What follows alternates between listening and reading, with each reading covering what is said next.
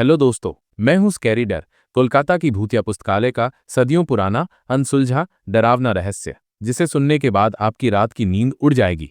रात का समय था। कोलकाता के पुराने हिस्से में स्थित रायचंद्र पुस्तकालय की इमारत ठंडी और सुनसान थी। इस पुस्तकालय कोलकाता की शान हुआ करता था, लेकिन पिछले 20 वर्षों से ये बंद पड़ा था। कहते हैं कि इस जगह से हर रात अजीब चीखने की आवाजें आती हैं। अर्चित, एक युवा लेखक जो अपने उपन्यास के लिए सच्ची घटनाओं की खोज में था, उसने इस पुस्तकालय की कहानियों को सुनने के बाद वहां जाने की ठानी।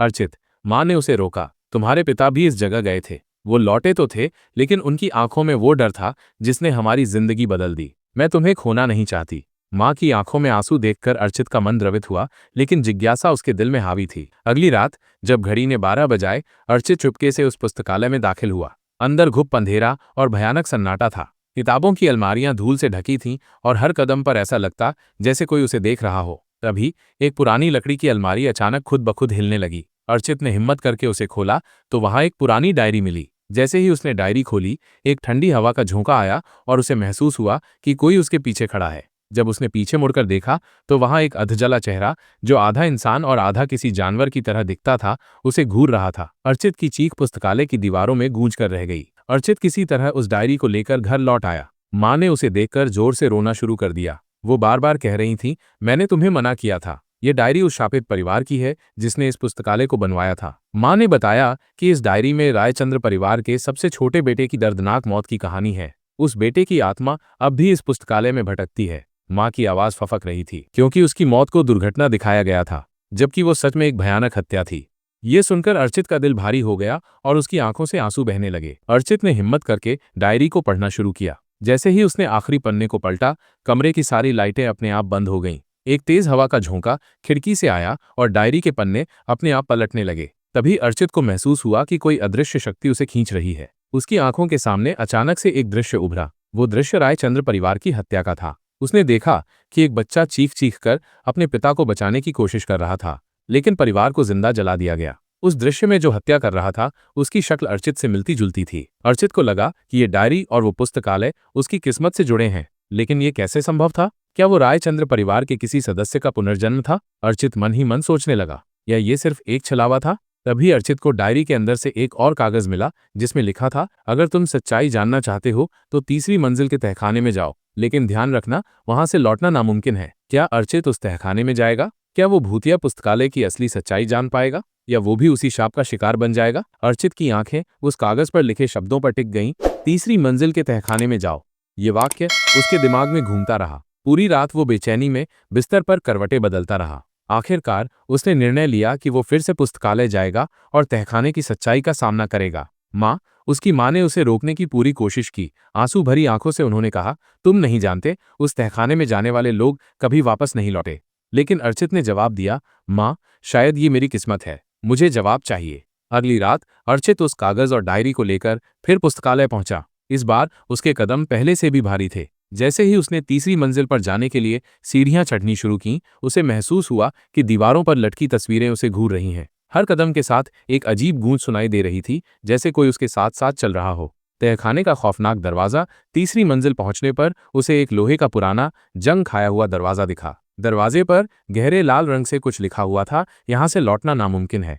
दरवाजे के चारों ओर पुराने समय के ताबीज और धार्मिक प्रतीक लटकाए गए थे, मानो इसे बंद रखने की कोशिश की गई हो। अर्चित ने अपने अंदर डर को दबाते हुए दरवाजे को खोला। अंदर अंधेरा था। जब उसने अपनी टॉर्च जलाई तो उसकी रोशनी चारों ओर पड़ी किताबों, बिखरी हड्डियों और पुराने खून से सने कपड़ों पर पड़ी। तहखाने के कोने में एक लकड़ी की मेज थी, जिस पर एक काले रंग का संदूक रखा हुआ था। संदूक के चारों ओर राख और जले हुए मोमबत्ती के अवशेष बिखरे हुए थे। असली डर की शुरुआत जैसे ही अर्चित ने संदूक को छुआ, तहखाने का दरवाजा जोर से बंद हो गया। उसके आसपास अचानक तेज ठंडी हवा बहने लगी। ऐसा लगा मानो कोई अदृश्य शक्ति उसे रोकने की कोशिश कर रही हो। उसने संदूक को खोलने की कोशिश की, लेकिन तभी एक भयानक चीख उसके कानों में गूंज उठी।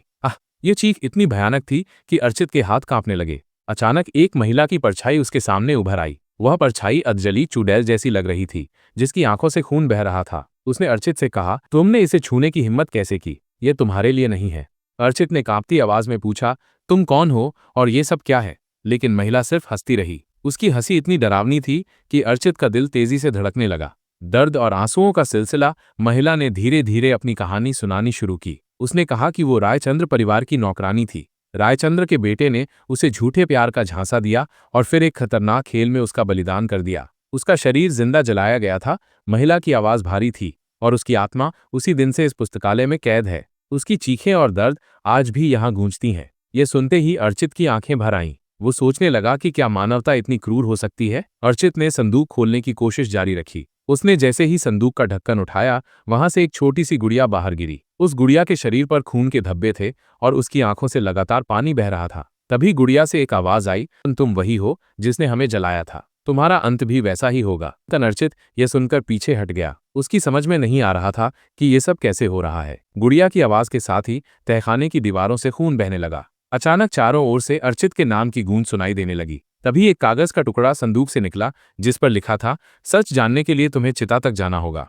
लेकिन कौन सी चिता? क्या अर्चित इस भयानक रहस्य का सामना कर पाएगा, या वो भी इस पुस्तकालय का हिस्सा बन जाएगा? क्या ये गुड़िया अर्चित की जिंदगी से जुड़ी है, और चिता का रहस्य क्या है? अर्चित की आंखें उस कागज पर लिखे शब्दों पर टिक गईं, तीसरी मंजिल के तहखाने में जाओ। ये वाक्य उसके दिमाग में घूमता रहा। पूरी रात वो बेचैनी में बिस्तर पर करवटें बदलता रहा। आखिरकार उसने निर्णय लिया कि वो फिर से पुस्तकालय जाएगा और तहखाने की सच्चाई का सामना करेगा। माँ, उसकी माँ ने उसे रोकने की पूरी कोशिश की। आंसू भरी आंखों से उन्होंने कहा, तुम नहीं जानते, उस तहखाने में जाने वाले लोग कभी वापस नहीं लौटे। लेकिन अर्चित ने जवाब दिया, माँ, शायद ये मेरी किस्मत है, मुझे जवाब चाहिए। अर्चित उसी कागज को लेकर तहखाने से बाहर निकलने की कोशिश करने लगा। जैसे ही उसने तहखाने का दरवाजा खोला, एक अजीब सी गंध उसके नाक तक पहुंची। वो गंध किसी जले हुए मांस की तरह थी। सीढ़ियों से उतरते हुए उसे अपने कदमों के नीचे चिपचिपाहट महसूस हुई। उसने टॉर्च की रोशनी नीचे की तो देखा कि सीढ़ियां खून में लथपथ थीं।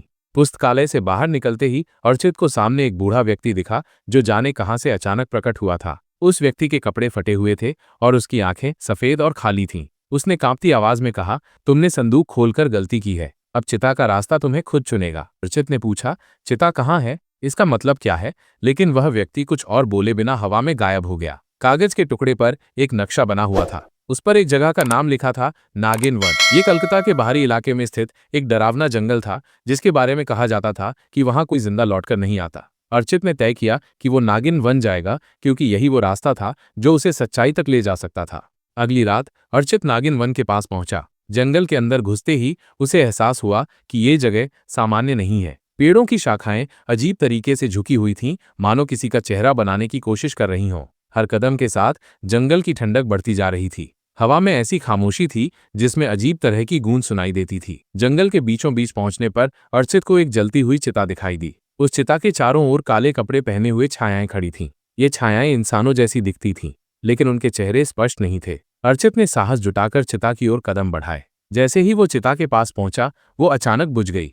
चिता के राख के ढेर में से एक मानव खोपड़ी बाहर निकली। खोपड़ी की आंखों के गड्ढों से लाल रोशनी निकलने लगी और उसमें से वही आवाज आई जो उसने तहखाने में सुनी थी, तुम्हें हमारी आत्माओं को मुक्त करना होगा। ये चिता हमारी यातना का अंत नहीं है, ये तो बस एक शुरुआत है। अचानक खोपड़ी हवा में ऊपर उठ गई और तेजी से घूमने लगी। जंगल के पेड़ अपने आप हिलने लगे और अर्चित को चारों ओर से चीखने की आवाजें सुनाई देने लगी। वह घबराकर पीछे हटने लगा, लेकिन तभी खोपड़ी से एक भयानक दृश्य प्रकट हुआ। उसने देखा कि रायचंद्र परिवार के सभी सदस्यों को इस जंगल में जिंदा जलाया गया था, लेकिन इसे अंजाम देने वाला व्यक्ति कोई और नहीं बल्कि अर्चित जैसा दिखने वाला एक आदमी था। अर्चित की आंखों में आंसू आ गए। वो खुद से सवाल करने लगा, क्या मेरा इस सबसे कोई संबंध है? क्या मैं किसी पिछले जन्म में इसका हिस्सा था? तभी खोपड़ी ने कहा, तुम्हें सच जानने के लिए अगले चिन्ह तक जाना होगा। ये तुम्हारे और हमारे लिए आखिरी मौका है। रहस्य खोपड़ी ने जिस चिन्ह की बात की, वो क्या है? क्या अर्चित पिछले जन्म में रायचंद्र परिवार की त्रासदी से जुड़ा हुआ था?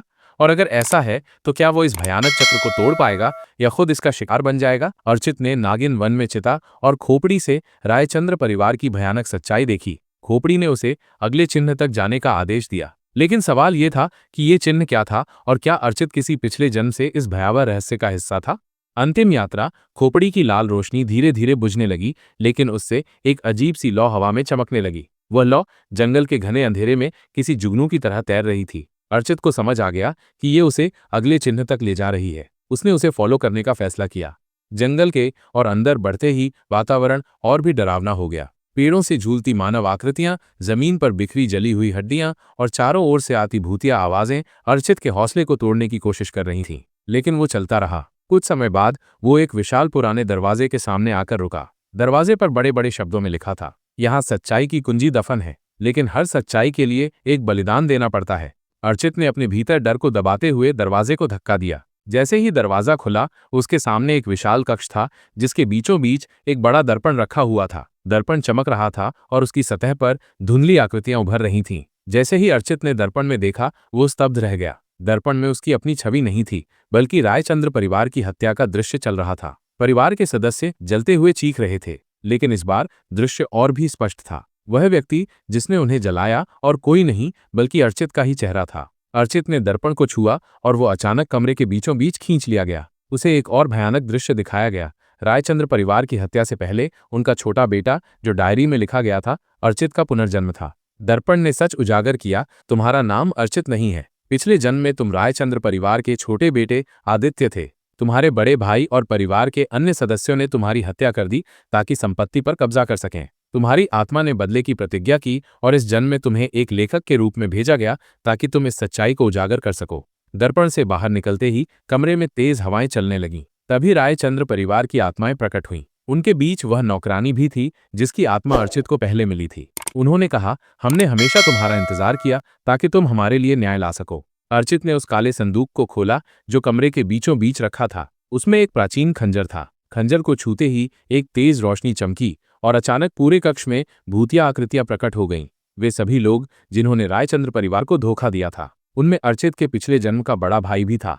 अर्चित को एहसास हुआ कि उसे खंजर का उपयोग करके उन भूतिया आत्माओं का अंत करना होगा जिन्होंने इस त्रासदी को अंजाम दिया। जैसे ही अर्चित ने खंजर से पहला वार किया, एक भयंकर चीख गूंज उठी और आत्मा जलकर राख बन गई। उसने एक एक करके सभी दुष्ट आत्माओं को समाप्त कर दिया। अंत में रायचंद्र परिवार की आत्माओं ने उसे धन्यवाद दिया, लेकिन उन्होंने एक आखिरी बात कही, ये खंजर अब तुम्हें भी मुक्त करेगा। अर्चित ने पूछा, मुझे मुक्त करेगा? इसका क्या मतलब है? आत्माओं ने जवाब दिया, तुम्हारी आत्मा हमारे साथ जुड़ी हुई थी। अब जब न्याय पूरा हो गया है, तुम्हें भी अपने कर्मों के चक्र से मुक्त होना होगा। अचानक अर्चित के शरीर से एक प्रकाश निकला। वो अपनी आत्मा को देख सकता था। उसकी आत्मा ने उसे कहा, तारांकन, तुम्हारा काम पूरा हो गया है। अब समय आ गया है कि तुम भी शांति पाओ। अर्चित ने अपनी आंखें बंद कर लीं। जैसे ही उसने खंजर को अपने हाथ में लिया, उसका शरीर धीरे धीरे हवा में विलीन हो गया। पुस्तकालय का अंतः अगली सुबह कोलकाता के उस भूतिया पुस्तकालय को ध्वस्त कर दिया गया। कहा जाता है कि उस दिन के बाद से वहां कोई अजीब आवाजें नहीं सुनी गईं। अर्चित का नाम भी लोगों की यादों से धीरे धीरे मिट गया। लेकिन रायचंद्र परिवार की आत्माएं अब हमेशा के लिए मुक्त हो चुकी थीं। तारांकन, हर आत्मा का एक उद्देश्य होता है, चाहे वो न्याय लाने का हो या अपना पाप धोने का। भूतिया पुस्तकालय की सच्चाई भले ही खत्म हो गई हो, लेकिन क्या हर आत्मा अपनी शांति पा सकती है? शायद कुछ रहस्य हमेशा अनसुलझे ही रहते हैं। हमारे चैनल को सब्सक्राइब करके हमारे साथ जुड़ें। वीडियो को लाइक और शेयर करके हमें सपोर्ट करें।